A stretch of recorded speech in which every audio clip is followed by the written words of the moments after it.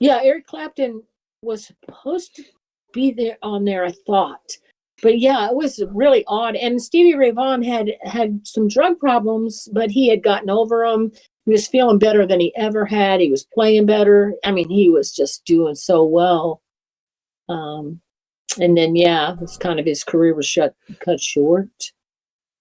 And that's not the first time I've heard people say that it's weird how musicians suddenly became druggies and supposedly died from drug overdose. They were acting like the same thing happened with Prince. Remember that? Who was that was saying that? Yeah. Because he suddenly became this big drug addict or whatever. Yeah. Towards the very end, when he hadn't been into drugs throughout the whole course of his career. Right, he didn't seem to like as far as anybody knew. Yeah. But Stevie Ray Vaughan wasn't on them anymore. But but Jimi Hendrix, they said, was he. They said he was, but well, let's look at the blood trail. Okay, you guys are leaving out. You're leaving out Richie Valens, died from a mysterious airplane crash that everybody still talks about today. Oh, you go ahead and we'll take the bus. You know what I mean? Right. Mm-hmm. Well, everybody switches around, like Waylon Jennings and who was the guy that died? Buddy Holly. Wasn't Buddy Holly on that flight? But was going to get on the plane, but I think he didn't feel good, or no, it was the other way around. The Big Bopper had the flu. He had the flu, so he said, "I want to get on the plane so I can get to the hotel and get cleaned up, and I just feel like hell." So, I guess Waylon Jennings was the one that decided to get on a bus or something. So he jokingly said to him, "I hope your old plane crashes." And he said, "Well, I hope your old bus crashes or something." And Waylon Jennings said, "Yeah." No, Buddy Holly said, "I hope your bus freezes up." He told Waylon Jennings that. Waylon Jennings said, "Well, I hope your old plane crashes." Yeah, and Waylon Jennings said he couldn't get over that for years. Waylon Jennings, he felt terrible about having said that. Even though he said it jokingly, it wound up happening, obviously. Another freaky thing, I don't know if you guys ever heard, what was that comedian that used to make fun of God all the time? I mean, he would scream. Oh, that was Sam Kinison. Yeah. I don't know if you both know him. Yeah, I remember him. But yeah, and he would get on there and just scream because he was raised religious or something. He supposedly hated God. But then he got engaged or married or something, found somebody he really cared about, and he started to kind of come out of that and was with his girlfriend or wife. And anyway, they were driving, I think, and he had a wreck. He had a car wreck. And he was alive, and he got out of the car, but he didn't feel well. And he said, "Oh my God, this can't be the way that I'm going to go." And so he died, and a lot of people were like, well, that's because, he was always making fun of God. And even though he was kind of going back to believing in God and stuff, it wasn't. He had spent too much time mocking him. He had mocked him, man. He used to really, there's a lot of old clips on just ripping him a new one. So yeah. I always thought that was odd. Well, what about Jim Morrison too? You guys were talking about. This still not Jim dead, but that's like. And Elvis was so unhealthy. I don't see how he could have lived another couple years. What about Janis Joplin? Almost the same exact situation as what. What's his face? Drugs that back in the day, I think, but. Some of them are a little suspicious. But it's just weird how all of them have died like they did and stuff, and you wonder there wasn't more to a lot of it. Right. It was all just too familiar, you know what I mean? It's like, and why didn't anybody ever pick up on that? And like Prince, the thing about him is they actually prosecuted his doctor because his doctor was telling him that he needed to take those medicines. So they did the same thing with Michael Jackson. Yeah, because he got a few. He was another one that was on. His doctor was getting him propofol and stuff. Well, that's because that was supposed to be given to you in a hospital in a setting like with a surgeon, with an anesthesiologist and stuff. You can, he shouldn't have been taking that at home. So that's pretty bad, but.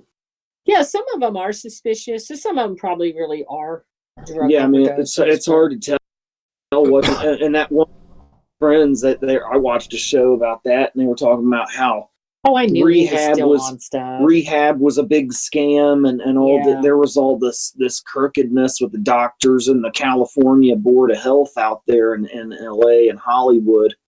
And Kelly Osbourne was actually talking about that. She said she was going to the doctor all the time without her parents and getting them to write her scripts, and she was 12 years old. Well, they do And how- surgeries on young And the girls. California Board of Health was supposed to be investigating this stuff, and they were all bought off by the pharmaceutical industries and doctors who were super rich out there. And there was a big to do about all that too. Yeah. I was always spooked me out with Sam Kinison though, because they say somebody that smites God like that. Well, they did that at the Golden Globes. They were making them. And then a couple days later, the big California wildfire started in LA. Oh, I never thought about that. That's a a whole nother thing. That was a whole nother thing to talk about with the Hollywood conspiracies. I never even thought about that. Yeah, that's Sam Smith and stuff. Yeah. So look at Mick Jagger. Okay, that kind of counters. Just going back a bit. Talking about the musicians that died because of drug overdoses. I was watching a old, I think it was 1980s interview with B.J. Thomas. The singer did Raindrops Keep Falling on My Head, and back during that period of his career, he was on amphetamines because he was doing so many gigs at one time. Yeah. They needed something to keep him going, and I think he lost his wife and he's lost a lot of friends through it, and he did eventually get off it, but it's because you are doing all of this stuff all the time. You need to that picker upper. But now that's interesting. You should say that too about how some of these people had tragedies surrounding them too, because there was a video series Mom sent me not too long ago. It was this rapper called Arthur Fleck. And he was talking about how he sold his soul to the devil for success and fame and fortune. And a lot of people who've done that, supposedly there has to be a sacrifice where like somebody they love has to die or something. And he was saying that was why there was the tragedy. I can actually probably send those videos to you guys or whatever if you want. Yeah. But it was like really TikTok shorts or whatever. He had like 8 videos where he talked about a short 8 video series, and each of the videos was like maybe a minute or so long. Yeah, and that was really interesting. And then the very last video, he said he was threatened and couldn't make any more videos, which was really weird. But I never thought about the award show, so because I didn't watch them. So what was the story there, Austin? Complete story. Oh, supposedly at the Golden Globes, they were talking about how many mentions these celebrities that were nominated for the Golden Globes had on social media. Yeah, and then they said Rehill did that. And then they said that God had 0 mentions, and the whole audience was laughing about it and everything. And then, like 2 days later, it was when those LA wildfires started. And a lot of those people live there. Yeah, and a lot of those people live there. And that Father Rehill was talking about, he lived out there for a time. He said one day he heard God tell him that all that would be gone soon. And it was like he didn't believe it because it just didn't see how it could be possible. And a couple months later, it happened when those wildfires in LA started. So that's something I wondered about too. Yeah. And those are videos, and we could look up and maybe link in the description section of the video. Right. I'm gonna tell you guys one thing though. That basement scares the shit out of me, dude. Which one? The one I'm in? Yeah. Is that your basement? Yeah. This is actually. Are you hiding out from the tornadoes or something? No, this is This is the basement. Like this is the laundry area and where the water heater, and I have some cabinets in my freezer and stuff. This is like a but there's room just off of the basement. In Mom's house. So if you open the door, like you go straight and open the door, it goes into a full finished basement. I got the fireplace, and I don't want to see it. I don't want to see it. We thought it would add to the creepy element of the show. That's what it did. Yeah, that was kind of what we intended, and I'm glad it's creeping you out. It's creepy. I'm like, here, yeah. You've accomplished your goal, man. I'm. Yeah, we were trying to be creepy. Yeah.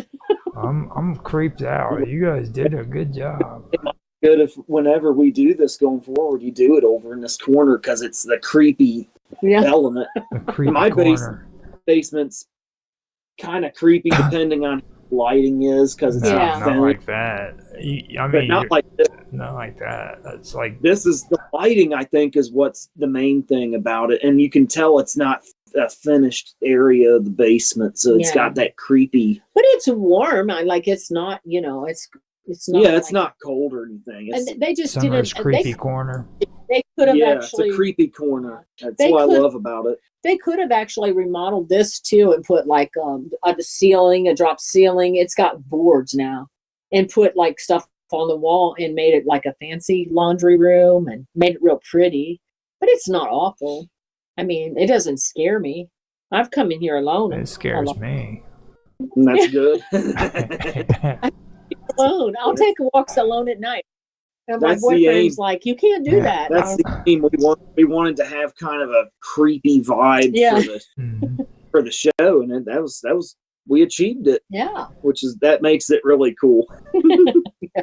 I used to take nighttime walks, and I walked by this freaking apple tree all the time. And every time I walked by this apple tree, there was deers that were out there always trying to get the apples. Yeah.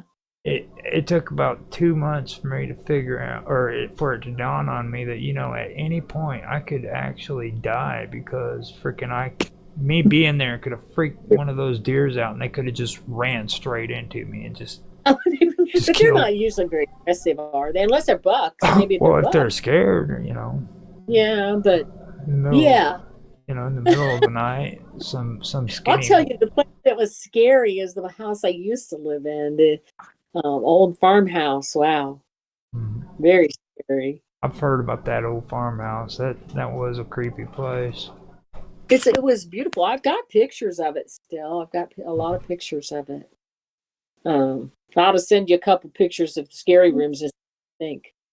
I told you that one kid that was my daughter's friend. She was having a big party, and they were older then. I bet you she was almost in college. And his name was Graham, and I went outside, and he was sitting on the porch steps, and I said, Graham, why don't you want to go back? Aren't you going back inside? I said, it's a little chilly out here. He said, I'm not going back in that house, and I especially am not going back in the parlor. We had a garden room, but it was an old parlor. Mm-hmm. Actually, they probably buried people back in the 1800s, 1900s there. But, or at least had the services there. They didn't bury them in that room, but maybe. But